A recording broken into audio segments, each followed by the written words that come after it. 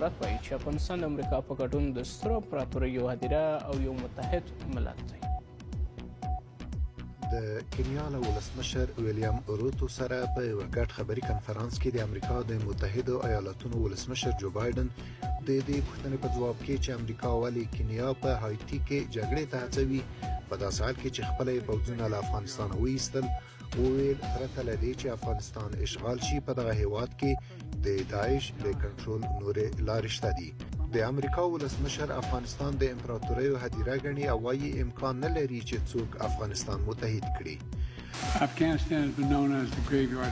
ډیره ساده خبره دا ده چې افغانستان ولې د امپراتوریو د هدیرې په توګه مشهور دی. دلیل لري دا ناشونی ده چې څوک به دا هیواد متحد کړي. دویمه خبره دا ده چې د داعش د کنټرول لپاره نورې لارې هم شته پرته له دې چې دا هیواد اشغال. اسلامي امارت یو جګپوړي غړي انس حقاني هم د امریکا د ولسمشر دغو څرګندونو ته غبرګون ښودلی او ویلي دي چې افغانستان په رښتیا هم د اشغالګرو امپراتوریو هدیره ده او د جو بایدن اعتراف د افغانستان د ویاړلي تاریخ برخه ده.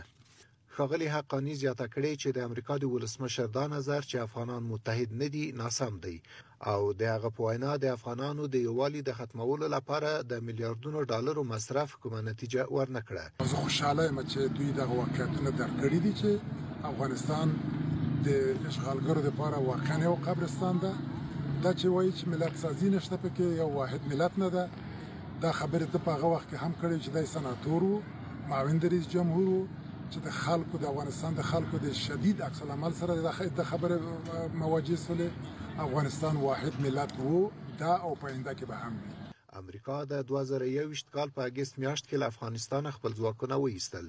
لویدیځ او په ځانګړي توګه امریکا اوس په افغانستان کې د داعش د فعالیتونو په هکله اندېښنې ښیي، خو اسلامي امارت وایي چې داعش یې ځپلی او له افغانستانه د امریکایي پوځونو وتل د افغانانو ستره بریا ګڼي.